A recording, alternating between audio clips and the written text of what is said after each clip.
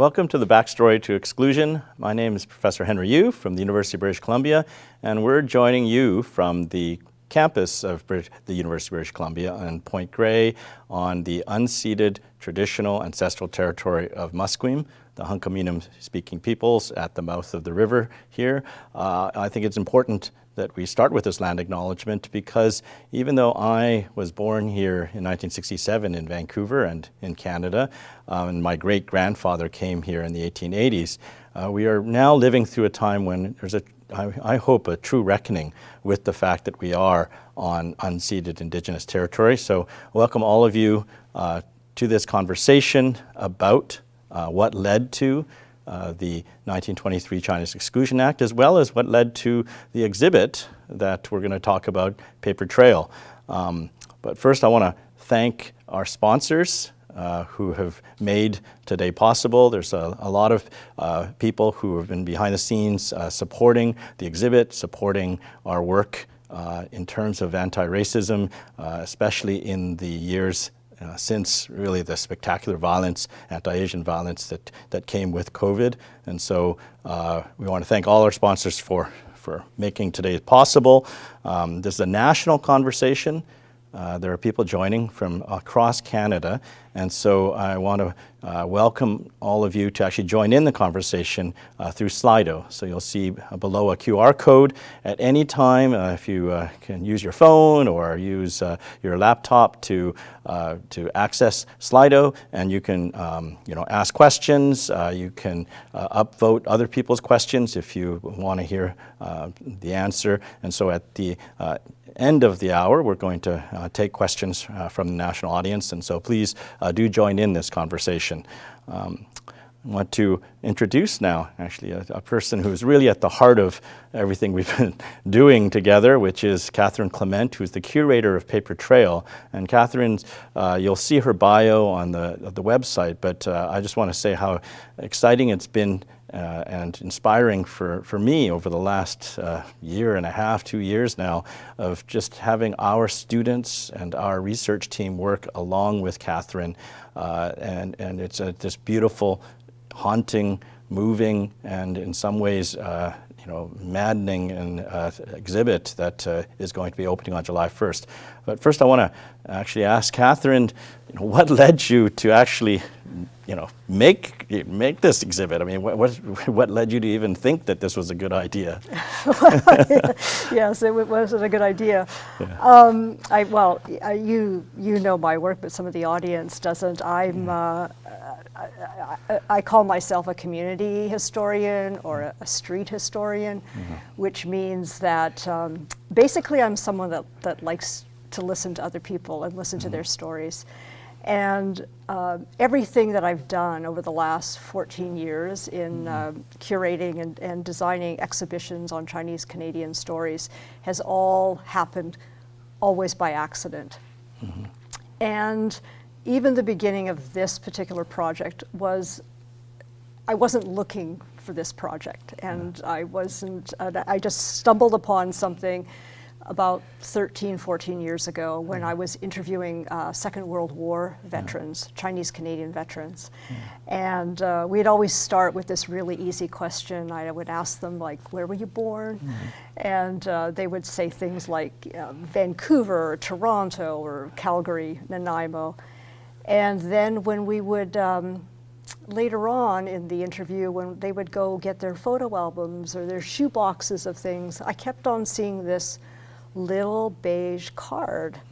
And it had across the top, Department of Immigration and Colonization, a picture of them as a child, and at the very bottom of the card, tiny lettering, but it said, "This certificate does not establish legal status in Canada."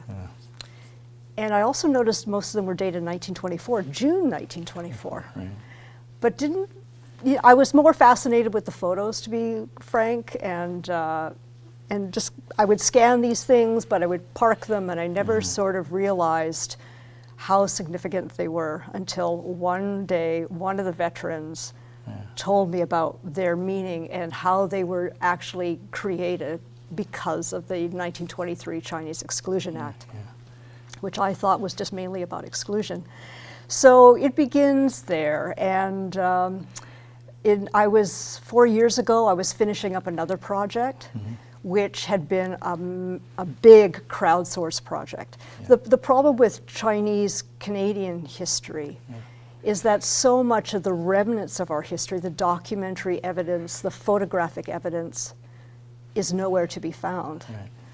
And yet, so they're not generally in public archives. And what I found was that they do exist, these things, these breadcrumbs of our past, but they're sitting in people's shoeboxes and albums and boxes up in the attic or in the basement. And so I had just spent about 8 years collecting the work of a particular photographer. And it gave me the idea for what I could do on this project. Because once again, I realized all these pieces of paper, which were evidence of this particular momentous, the beginning of a momentous period in Chinese Canadian history, the beginning of the Exclusion Act, whatever ones survived were again tucked away. Right. And so the first thing I decided I wanted to do was to find as many as possible and scan them and start to build an archive. And that was the beginning of this journey. And then, of course, once you build an archive, you want to show what you have. And every single piece of paper that came to us, we would always ask, well, what's the story of this person? While there's still some remnants of who they were, tell us. And that became part of the archive. And it was actually your students that helped me for a few years. I was doing that by myself. And but these we're gathering these stories. So now you have not only the documents, the documentary evidence, you have the stories to go with it. And so that began this idea of we need to do an exhibition. We need to pay tribute and to remember this unprecedented moment in Canadian history.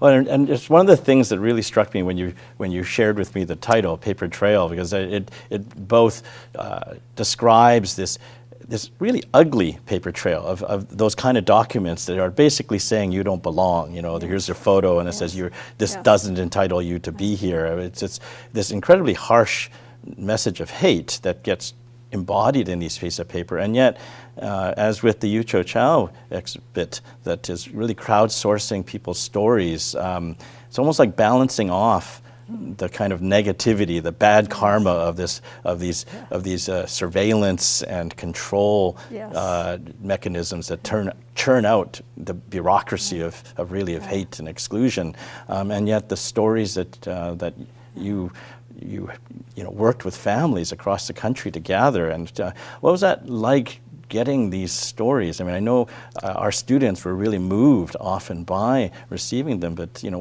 what for you, what was that process like? Well, it just made, if you would have told me 10 years ago I would do an exhibition on paper, I would have been shocked because it didn't really interest me. But I find that what's fascinating is that within these pieces of paper, there is, they help unlock the story of an individual, just an ordinary, everyday person living in extraordinary times. They also help to reveal the story of one particular community who was singled out beyond all others, and that unique story. But also within that same piece of paper is the story of Canada, and a story of a mostly forgotten period, almost a quarter century in Canadian history.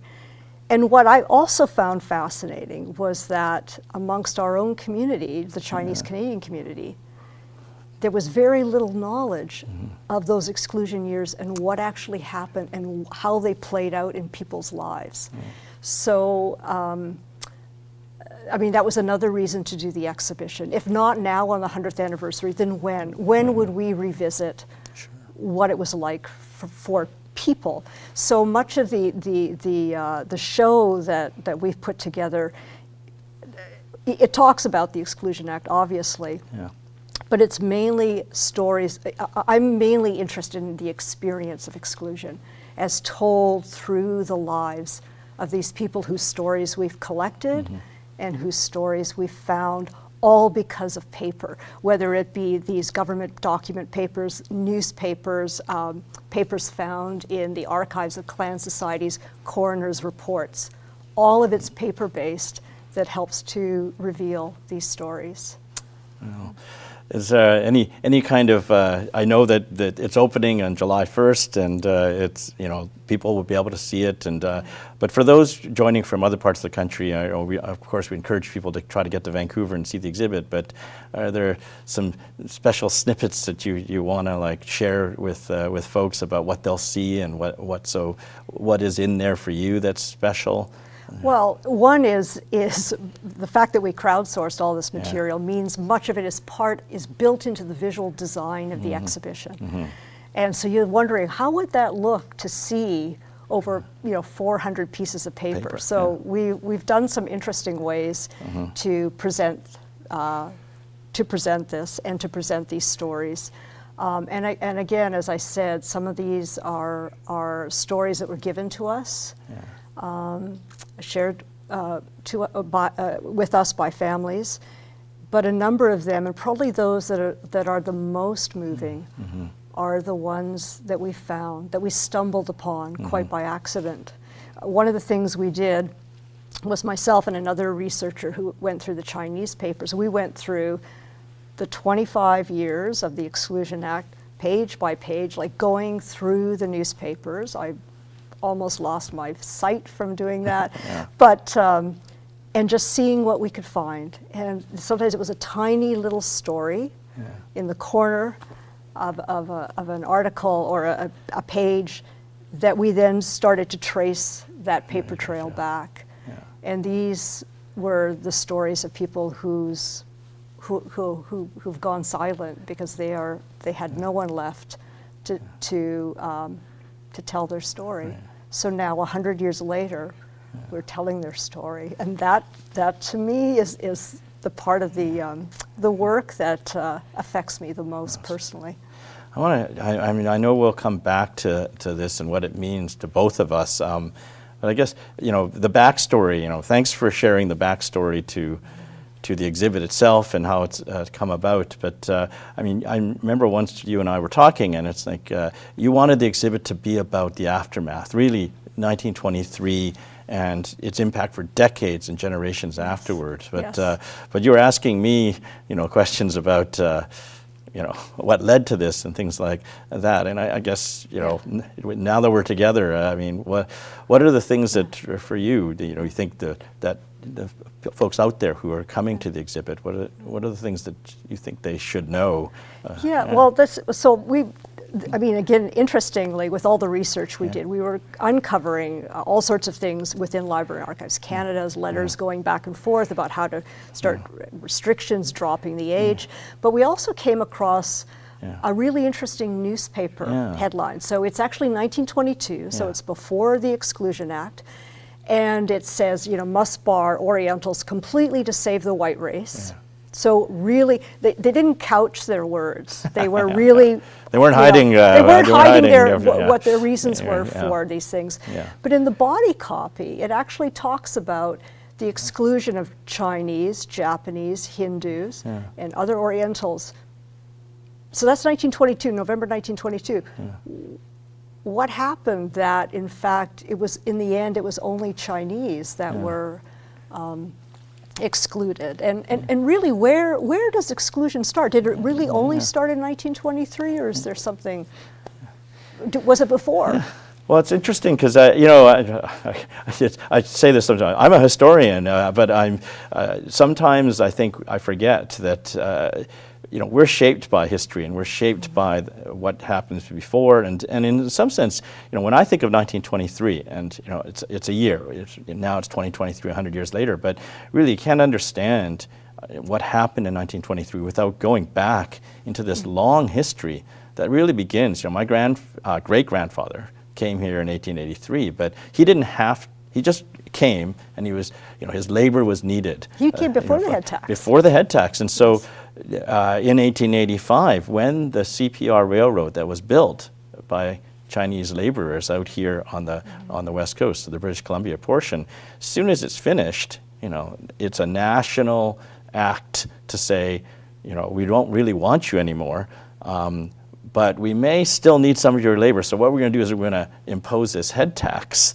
And so even though he didn't pay, he had to register, and there's he had, all 4 of his sons ended up coming in, including my grandfather, and paying it. And so in 1923, it only makes sense when you think about this long history, really from 1885, the head tax for, 40, almost 40 years, and 97,000 Chinese still come.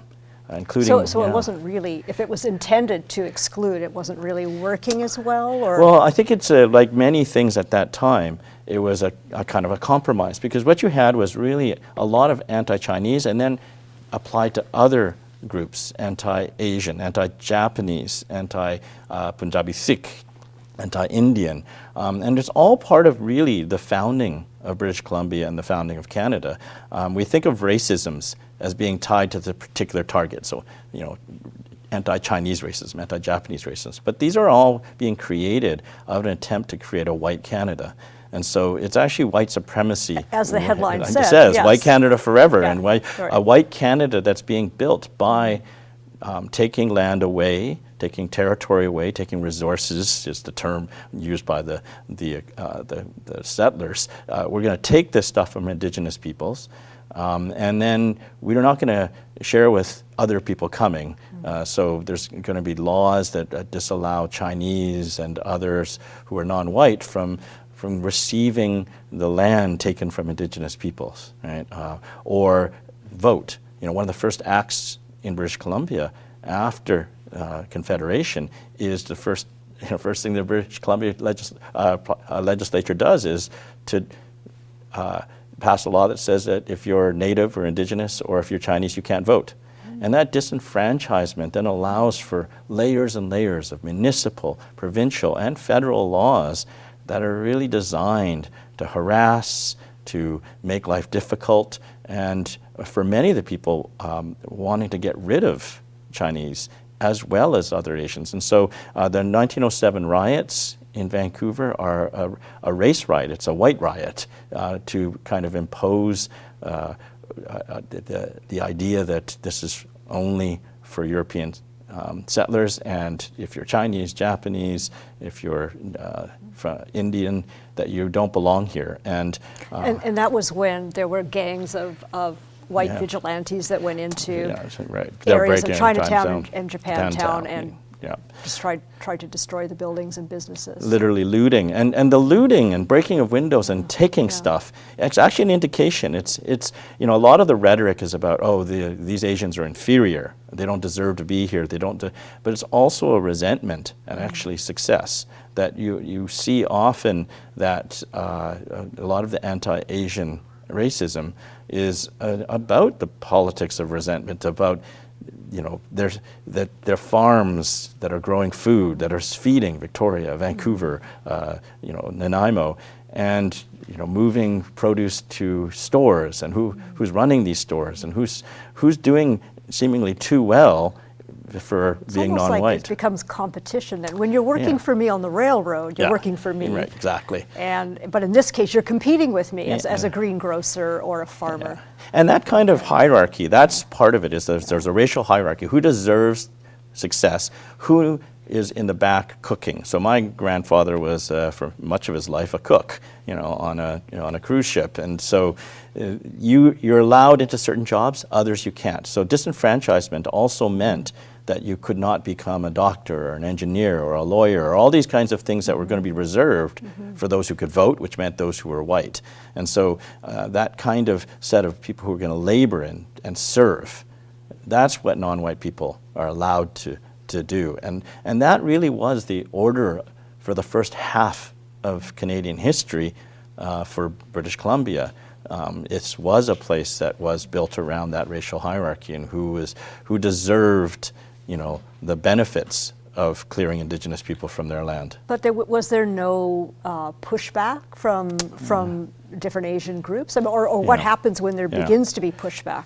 Well, and I think that's actually the explanation in some sense for 1923, because things like the head tax, things like the gentleman's agreement in 1908, after the riots, there is this attempt to stop Japanese migrants from coming, but because Japan is already a military power, has defeated Russia in the Russo-Japanese War, that we're going to have to do this as a gentleman's agreement, and so the Japanese government, to save face, is going to voluntarily limit the number of migrants that come. And a lot of this backstory, by the way, there's a wonderful group of academic scholars and community activists, the 1923 Collective, and they've put together a booklet. I encourage everyone to go download it. It's online at challengingracism.ca, and they're actually talking about what led to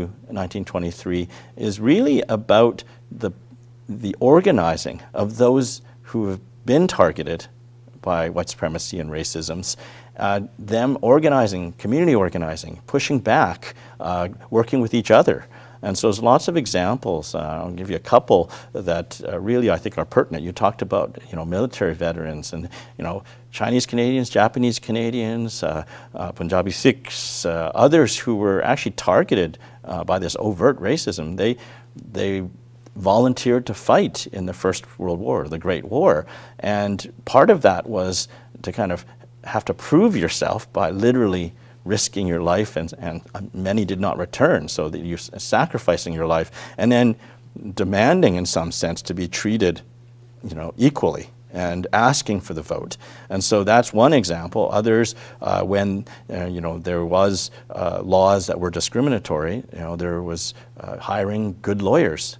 So even though those who couldn't vote couldn't become lawyers, they could hire lawyers. And so fighting in courts, banding together, trying to push back.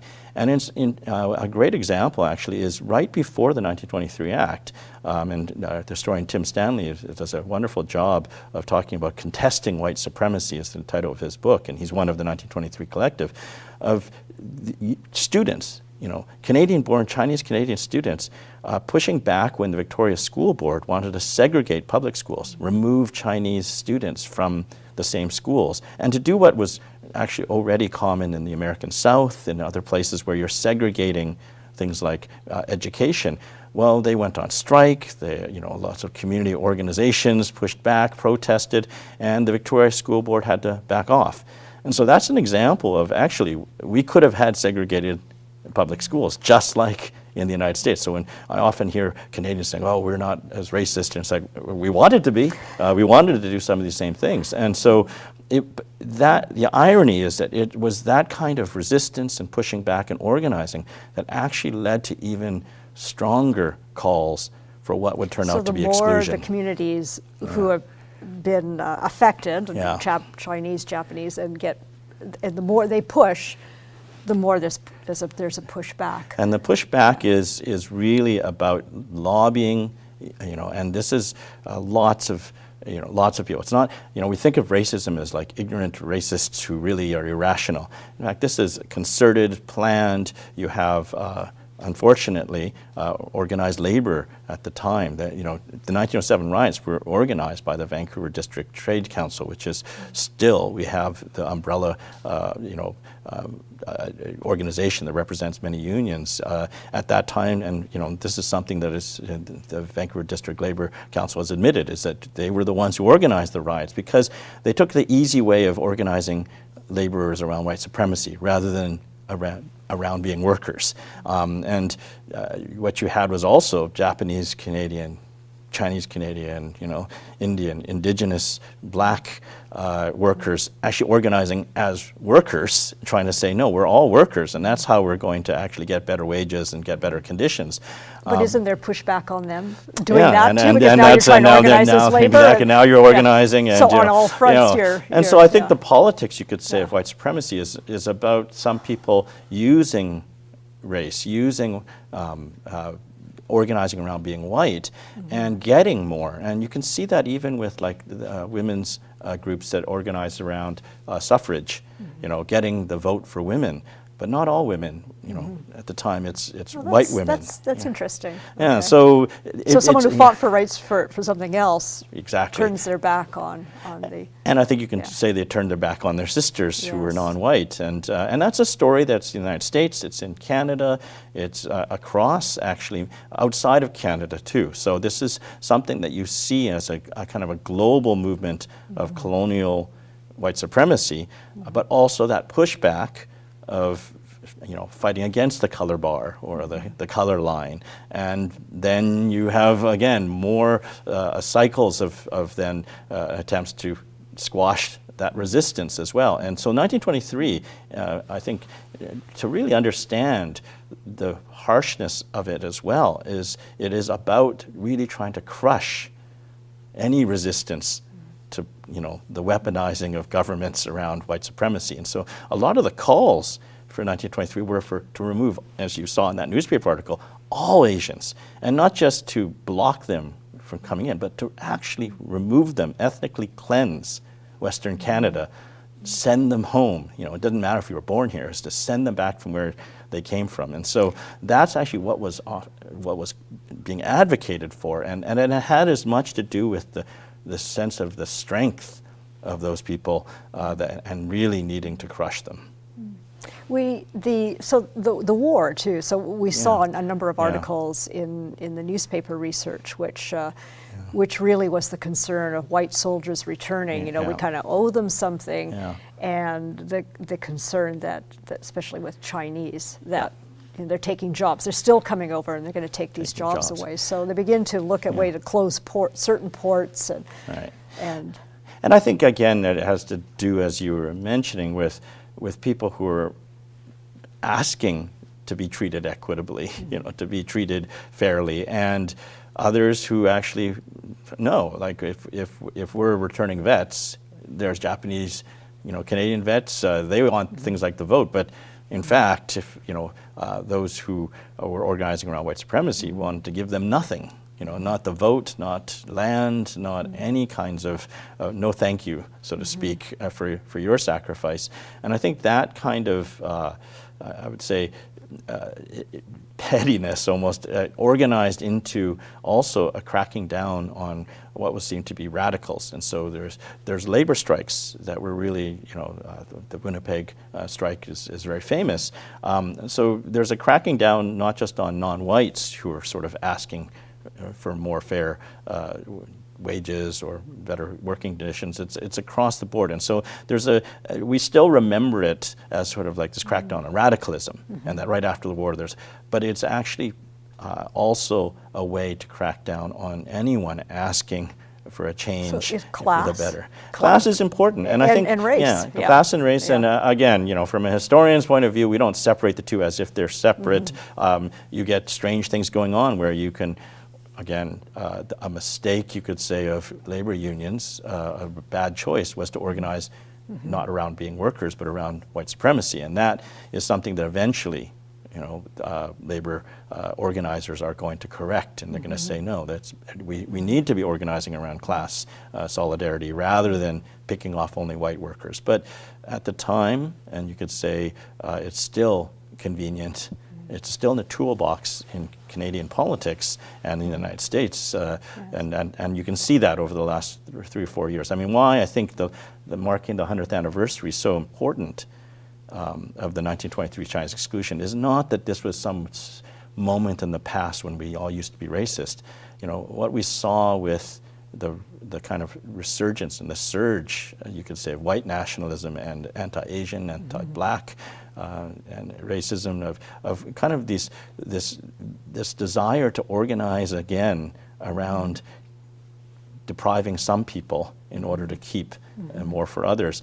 I think we're seeing a resurgence of that. So there's a lot of the lessons, you could say, of that history are still resonant today. Unfortunately, we still see Asians as being provisionally or precariously belonging here. That we can sort of question your loyalty. When you have the first Chinese Canadian mayor of Vancouver, being elected, and then within 1 year having to, in his mind, prove his loyalty because of the idea that somehow the Chinese government had interfered and gotten him elected and things like that. And so this kind of insinuation that if you're Chinese Canadian or Japanese Canadian or non-white in office, that somehow you're not totally trustworthy, that you might not be fully Canadian or fully loyal. That's something that is it's still here. Still here. It's a tool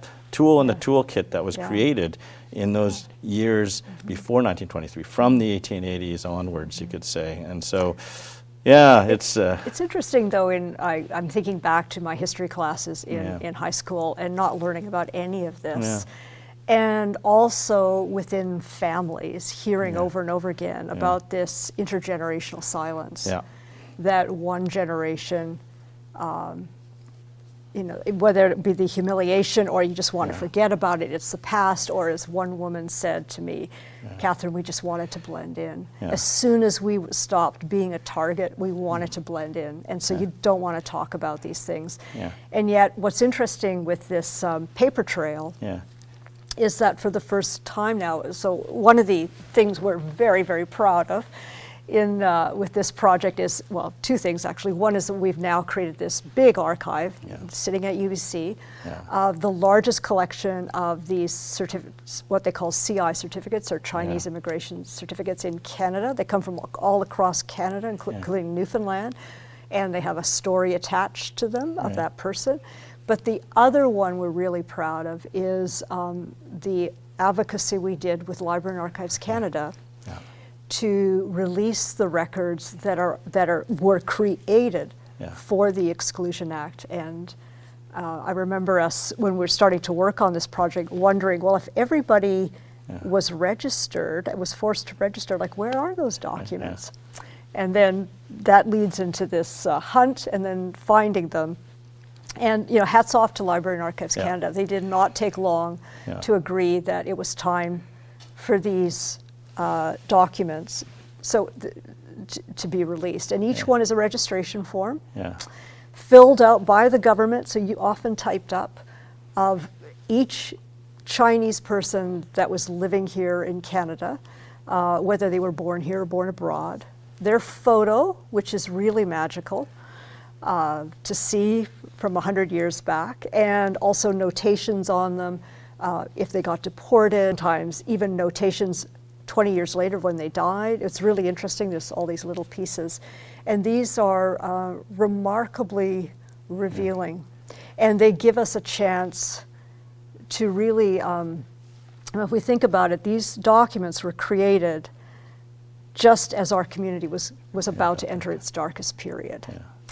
And so we got an early copy, as you know, and I gave something to you. And I actually, I'm going to... And you just told me about a whole bunch of stuff around that. I'm going to thank you in two ways. One is, first is just to thank you as a historian, because one of the, and then I'm going to talk about that document you gave me, because, and just to step back, in the United States, just in comparison, there was this very similar regimes of exclusion. There was an 1882 Chinese Exclusion Act. There was, in 1924, they had passed another law. I think we modeled ours after We modeled out, 1923 was inspired by exclusion in the United States. It was inspired by exclusion in the Australian colonies when they, in 1905, came together, a bunch of Australian colonies said, we're going to be Australia, and it's going to be a white Australia. And they generated a lot of paper too. All these bureaucracies, you could say, of hate and exclusion generated a lot of paper. But in the United States, already for half a century, access to those documents for genealogical research, for family history, you can actually request those kinds of papers, and they'll release them to you. They'll have regional depots. One of the things about the long history of exclusion in Canada is that we have not released those papers. In fact, I didn't even know whether there was CI 44s. It's, if not for, one of my former students, Laura Matacoro, who used to work at Library Archives Canada, who had seen some of them and said, yeah, actually there are more papers than you realize, we wouldn't even know to ask. And I think it's that silencing and erasure of that paper trail that actually makes, you could say, anti-Asian and you could say the kind of racisms even more difficult to trace because we don't even know that paper trail. Right, we don't know what we don't know. Yeah, and so yeah. when and I think we're so thankful to you, to June Chow, I know who did a lot of that work as a Master of Archival Studies student and now graduated, to the community orgs that wrote letters asking, please release this, because it wasn't a foregone conclusion that they would say yes. I think they're, to LAC's credit, they released them so that you could use them for the exhibit, and now people, can, I think on June 29th, it'll be made public, and then other people can search your family for your family history. And the irony to me of surveillance and exclusion is it creates a lot of papers, and then they can be used for other purposes, and that's maybe that the paper you gave me was you found my grandfather's CI 44, and it's. Again, it's hard for me to convey it personally. You never found his head tax certificate. I never, That's we had vanished. lost his head tax certificate. My grandmother remembers seeing it at some point because this is something that's really important to prove that you'd paid the head tax and that you belong. And so somehow along the line after he passed away in 1978, we lost it, and so we didn't have any of these, no paper trail. But your finding. And there was a clerical error in the name, and so I think it made it difficult. But your finding and sending to me, I mean, the first is, one of the effects of 1923 exclusion is that if you were already in the country, you would get, as my grandfather did, he came in February of 2023, so 4 months before the passage of the Chinese Exclusion Act. And then he had to register, and so it's interesting. This photo is the only photo we have of him as a young man. Oh, wow. Because one of the stipulations of the Chinese Exclusion Act was that if you were already in the country, if you left, you had to come back within 2 years or you wouldn't be let in. You would lose the right to come back in. So my grandfather, in 1937, he went to southern China and he got married, but he had to leave before my mother was born, because he had to get back into Canada or else risk not being able to get back. The door would close. And so, marriage takes some time, getting your wife pregnant takes some time, and then he had to leave before my mother was born. So my mother never knew a father, didn't meet her father until she came to Canada finally, and she was 28 years old. Oh my goodness. And so for my grandfather, never having seen his child until she was an adult. And so for my mother, this is like, But he's a complete stranger. He's an old man. And he's an old man. I remember my grandfather as an old man, and my mother never would have known him as a young man either. So this photo but it's, to me, it's difficult because even seeing that photo, I told you that when you shared it with me, I didn't actually show it right away to my mother.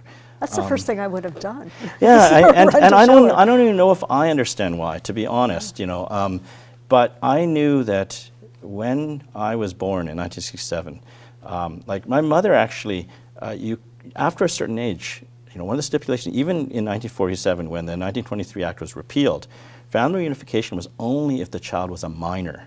If you were not a minor, you weren't allowed to join your father. So depending on your age, there's a lot of people who are separated. Older brothers wouldn't have been able to come, younger siblings could come. And so that family separation for generations, it had this devastating effect that I think you capture so well in the exhibit. But for my family and for my mother, when she finally came and I was born, she made a really difficult decision to actually ask my grandparents to help raise me before I went to school. So for the first 5 years of my life, I spent spent it with my grandparents. And the reason why is because they had never known each other for 28 years. They got married, they were never a couple. And so here they were supposedly trying to be a couple. And so, Wow. and Late so in life, yes. late in life, Yes. and so my mother thought, well, if they could help raise me together, it would give them something to do together, and maybe they could be, You were have like a a relationship. project. I was like Yes. a proxy, Yeah. and so a Yes. proxy Yes. child again. And I think it's difficult. Now in hindsight, my mother kind of never forgave herself, and and still to this day, I think she feels guilty. But it was because of the loss, because of a future a future foreclosed. Yes. Something that never was able to happen. And for me, my experience of that actually was, when I was with my grandparents. My grandfather would take me down as a 3 or 4 year old, walk me down to Chinatown. We used to live off of Commercial on Charles Street, which is about 10 blocks. It's not that far, but if you're walking and you're, I had short legs, you're yes. kids, Yeah. and so I would get forever. tired, and he would carry me the last, few blocks. But he was taking me to these places like the Hong Kong Cafe, the BC Royal, these places that were full of men his age, in their 70s, somewhere And that's in the 80s. probably where he had hung out for much of the time. He hung out for a lot of his life. Before his family came. Yes. These were people who had worked together, Yes. and their whole lives. And so I remember when he would bring me in, these old men would rush over. They would pinch my cheeks, which I didn't like, but they would also give me sweets and candy, and buy me tea and cake, and drinking caffeine It's as like a they 3 were or 4 year old. transferring their Exactly. what they never experienced with their own children. And I didn't really understand it at the time, but they were the men who never were able to have families, who didn't get married. Who, unlike my grandfather, was lucky. He was able to get married, able to have a child, and able to have this grandchild. And it was almost like he was sharing me with these men who never would have the chance to have a grandchild with them. And so, it's one of the reasons I became a historian, to be honest, is just to understand. Because my grandfather was not the most talkative person by the end of his life. I think all that worrying about being deported, of losing his belonging here, my grandmother said that he seemed very different than when they first got married, and that's why they needed me as a kind of proxy child. But for those other men, I think about them, and this is why, to me, your exhibit is so personally kind of evocative and poignant and haunting. Is I think of those men, and I think of, they were laughing in these cafes, but at nights they must have been thinking about really passing from this into the earth one by one, and really having no one to come. I go to my grandparents' grave sites regularly, and kind of show them how things are going, bring my kids, but these men wouldn't have anyone to remember them by, and then that just really haunts me. And many of them, we learned were fearful, so fearful of dying that no one would bury them. Yeah. That they would hide money, sew money into all sorts of different areas of their clothing, so that if they did die, there was something left to bury them properly. I think how heartbreaking that must be, to not think that anyone will bury you. That's how alone you are, and what we've really tried to do in the exhibition is really show the price of exclusion through a range of experiences. Like, this is how it unfolds in a multitude of different people's lives, and as I said, some of them are from these stories that we discovered because of the CI-44s. Yeah. They're buried way down in those 59,000 records, and usually I'd find somebody while trying to look for something else, which is the story of it. Yeah. But I'm just aware of our time too, Henry, and we want to give people an opportunity to ask some questions. It could be questions about the pre-1923 or during the exclusion period, or about the exhibition. And you'll see there www.slido.com. and it'll come up, and you can type in the event code 1923, or you can also use the QR code. And we'll wait a few more minutes just to see what questions come in, because we want to leave some time for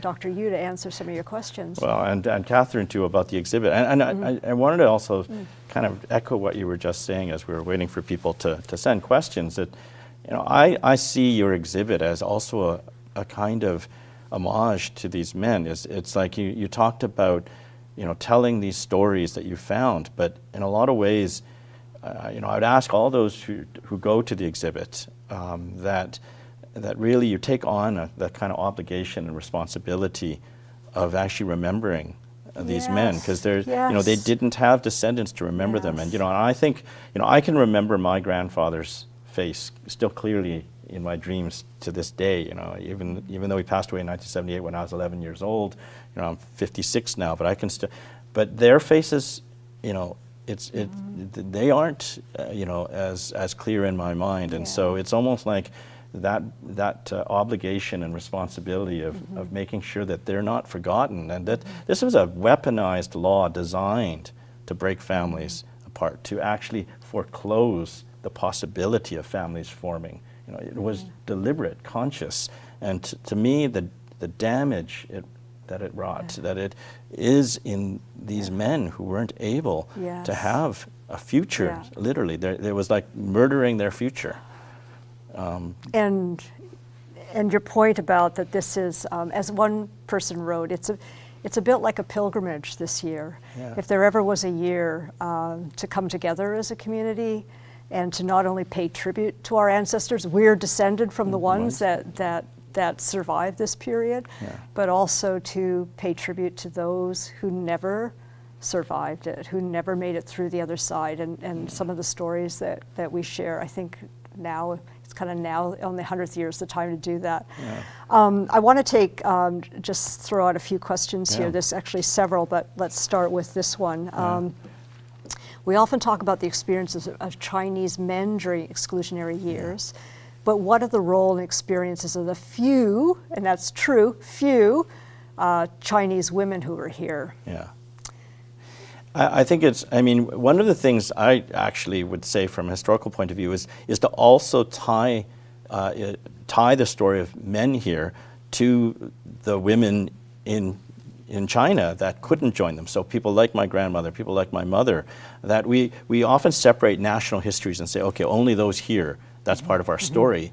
But in fact, the splitting of these families means that actually that kind of global, multi-sided history, it is important. And that's why, to me, you know, it's also the story of women who are here. So there were those few women who were able to come or be able to be brought. There were thousands in China, right? There's tens of thousands who did, children, women and children, boys and girls, who often, you know, after 1947, they became a part of our history too, if they were able, if they were minor children who could be joining their fathers and grandfathers and uncles. But there's lots of stories of separation, lots of stories of the awkwardness of reuniting families. And so to me, that goes along with a lot of, to me, heroic stories of women here who became pilots, who joined, joined the military and joined the war effort during the First and Second World War. And so there's lots of stories of I think of the first Chinese Canadian called to the bar. She's an amazing story. Yes. But there's also a lot of those. But she was born here. So she becomes part of that generation born here versus the few. And it's interesting for our for the visuals and the way we incorporated these hundreds of certificates we collected. How few women there are, except when you get into the CI-45s of the children born here. Then you see a nice mix of girls and boys. One question that came in is, will there be any online access to the material that comprises the exhibit, particularly since many of us don't have the opportunity to attend? And I will say, partially yes. We do at some point plan to produce an online curators tour, so that'll be coming, but not for a little while. Yeah. Also, I gave UBC much of my research materials, so can you talk about that? Yeah, and again, I'm going to call out to our researchers, Victoria So, Naomi Louis, June Chow, who had worked a lot on this. And what we're going to try to do is to create an online resource. There's lots of stories I know that you didn't use in the exhibit, that those will be on there for educators as well, K through 12, so that students can access those resources for their reports and their schoolwork, but also to work with LAC. Again, June Chow worked, for the last year on creating a way to search these CI-44s. There's tens of thousands of documents. So we're going to get to work on making that as accessible as possible for people so that you can do family history research, but you can also access some of that material, that wonderful material that you were able to find, and the stories that were gathered, that you were able to gather, that not all of it could fit into the exhibit. So I know that it's really important for us to create accessible points. Some of this is not ready for July 1st, but we're hoping that by the fall there'll be ways to access it. Yeah, that'd be great. And yes, you keep on mentioning June Chow, and she's just been an amazing partner to me. She's worked with me on my last 3 projects, and was the one who stick-handled a lot of the archival work. So here's a question. Is there an event or situation that prompted the repeal of the Chinese Exclusion Act? Ooh, that's a very complicated question. I mean, we talk in my classes and our students like, well, what ended Chinese exclusion? I think there's multiple things that, I think the first, in this kind of slightly snarky, sarcastic ways, is Nazis made white supremacy look bad. And that you can't actually underestimate the importance of just how brutal, what Nazi Germany did, and it kind of, what was open in the 1900s, 1910s, 1920s. You could be outright white supremacist. It kind of got ugly, and the Nazis made it look bad. And so that actually is something that's important, because as Canada, the United States, other places that have basically built it into the fabric of their politics, of their democratic politics, they begin to, move away. And so it's a Canadian that writes the Charter for Human Rights for the new United Nations, and that gets adopted. And so Canada begins to then, So the war, in many ways, is what starts to turn the tide. The war is crucial, Yes. that China is an ally against Japan. But in a lot of ways, you could say that even in terms of that switch, it's what happens to Japanese Canadians after the war, after 1945 to 1949, the dispossession of Japanese Canadians, the selling of their property, the exiling of so many to Japan, many of whom had never been to Japan because they were born in Canada. That shows that it didn't just end. We didn't kind of magically say, hey, woo, Nazis made racism look bad, let's stop. But what you got was actually much more of a kind of a sense of an erasure of that past, of a new Canada that was going to be about human rights, a champion of human rights in a Cold War against a communist enemy. And I think that's why, in a lot of ways, the story of racism, white supremacy in Canada is as much about erasure. It's about forgetting that was our past, or assuming that there was a magical moment when we just stopped being that way, and forgetting that people fought and struggled in order to make Canada more inclusive and more just. It wasn't just Canada suddenly became about human rights and we all became, inclusive. It's like people fought to be included, literally fought. Yes, after the war, there was quite a campaign, wasn't there? There was a campaign for military, as you know, and I know that others you... who fought, when I said fought, many were advocating for the repeal of that law. And many did have to fight too. I mean, the Chinese Canadian vets, we know, they explicitly went to war, and some did not return because they felt they had to fight for their rights. Well, in fact, the CI-45 that we showed at the beginning of this talk was a young man who actually lost his life over the skies of Europe. One of the other thing I wanted to mention, though, was just this. Well, I've actually just forgot my thought. Sorry, I was waiting for you to finish, and then I totally forgot what I. Okay, let's go on to another question then. You'll remember. I'll remember when you're talking again. Okay, can you comment on how difficult or easy it was to unearth Canada's documented discrimination? Why do you think it's taken 100 years to resurrect this memory? Well, you know what LAC did say to us, though? They, June was on this call too, and they said, well, you've never asked us for these. I was going to say, sometimes it's like this, like, oh, you didn't have. Yes. I think there's a couple of things. One is I've known many people who have requested their, a particular person's papers and case files. And the kind of case files and. Again, here's some of my best friends and some of my students are archivists, and they're under-resourced. And in order to get a file,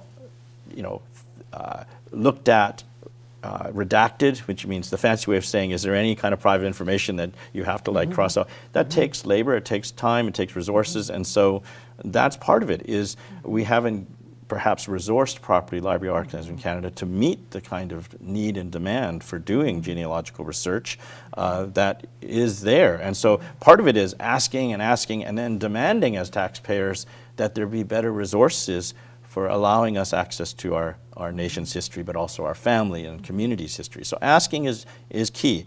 But I also would say that the Freedom of Information requests that it requires, there's a lot of hurdles, you could say, in that the bureaucratic process of getting a hold of papers and even knowing what's there to ask for. And I think that's where I'm glad that over the last 20 years, now for instance at Vancouver Public Library, if you go to the top floor, there's actually a employee of Library Archives Canada whose job it is to help you do genealogical research. So I think we're in a much better space than we were, say, 20 years ago, 30 years ago, where in some sense, compared to the United States, where they were erring on the side of a lot, people want to know their family history, let them, versus a kind of privacy concerns that, well, is there information that we need to hide? I think that actually aided and abetted that kind of forgetting about our racist past, is that if you don't know about it, then you kind of don't know about it. And that's actually someone else asked. There are other things like CI4, CI5, like there was just so many different CIs, folks. It's just incredible. When will they be released? Well, we don't know what's in there yet. So this will be part of this ongoing effort. And I think the idea that there's, these papers weren't collected as community history, often communities it's for surveillance, it's for monitoring, exactly. Control. So it's for nasty reasons, and so a lot of the unarchived nature of those communities that have been targeted, have been excluded, have been denied. You see this with Indigenous people. Said, it's residential school records. It's these kinds of things that are not again designed to be happy. Papers, and yet those, I always say silencing people, it makes a lot of noise, and part of that noise is just the shuffling of papers. Well, and we talked about this earlier, the irony of all this, like when I was talking to a media person the other day, I was saying the very things that we hated are the things today that open up this story, that allow us to trace back this story. So I have such mixed reactions, but seeing the CI-44s was one of the best moments of my life, because suddenly this whole world and this whole time period came to life. And people, families too, when they see, I've been sharing some of the CI-44s with families participating in the project, they're surprised. What? Our dad was a cook at that time? We didn't know that. Or he was living here or doing this. Or they get, like you, get to see their grandfather's photos for the first time. And it's magical. Folks, it's going to be wonderful. And I see we're almost out of time. I'm going to ask you one quick question. And this is actually a great way to end it. This comes from Karen Cho in Montreal, who we know very well. Learning our history also informs our future. What can we learn from the legacy of Chinese exclusion and how not to repeat echoes of it today in our policies? Well, that's a big question, yes. and maybe I'll answer in two ways. One is to kind of just, again, urge people to go to the exhibit if you can, because it captures, I think you have captured, and your team captured that irony, that horrible irony of these papers that were meant to exclude, were meant to destroy, they're just instruments. Intimidate, yes. They're instruments of hate yes. and instruments of exclusion. And yet, the irony that they also provide the possibility of taking them and changing it and saying, no, we are all part of a collective history. We were here. This is Canadian history. This is Canadian history. This is not like this is part of a broader story, and to create a collective future out of something that ironically was designed to kill that future together. Yes. And so that to me is an opportunity. That's how we move forward, is to kind of take this thing and not to say, well, it's inherently can't be used for good. The good is to kind of create and bind a society together. But I think another way I would say about this moving forward is you have to acknowledge that past in order to move forward. Yes. You can't have a collective future if you don't acknowledge all of those aspects. And that goes for, again, going back to right from the beginning when we opened with a land acknowledgement. We are, we are on native land. We are literally on unceded territory. And how we can't just say we're on unceded territory. How do we, as migrants here as well, who may have been excluded, who may have been treated badly, but how do we make a collective future together? First is to acknowledge that we too are settlers here that have a responsibility to work with Indigenous peoples. And so, maybe that's the message of hope that again is at the heart. I know that for some it's going to be transformative to learn about their own family's history, to see their ancestors in the exhibit, in the papers that you've recovered for them.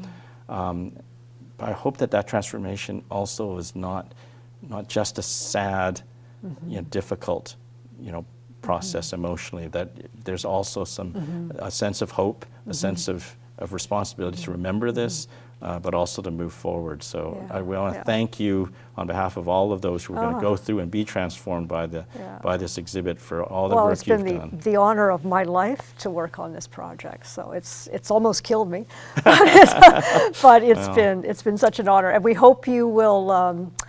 You'll come out and join us. It'll be on for a year, so there's quite a bit of time. Opening July 1st at the Chinese Canadian Museum, who is our host venue, and we're really grateful to them. And they're in the historic Wing Sang building in historic Chinatown here in Vancouver, where much of the advocacy around the head tax and exclusion was done out of this province. And tickets are now on sale. And don't forget, June 29th, these new archives will be opening up, and there'll be more information on that available publicly too, and on the website for the project. Right. And again, for those who want to hear more about the backstory and read more, challengingracism.ca. If you want to actually also read a little bit more about my grandfather and mother, I'll also steer you towards, in a couple days, activehistory.ca will have a piece there. And so lots of resources coming out, lots to see.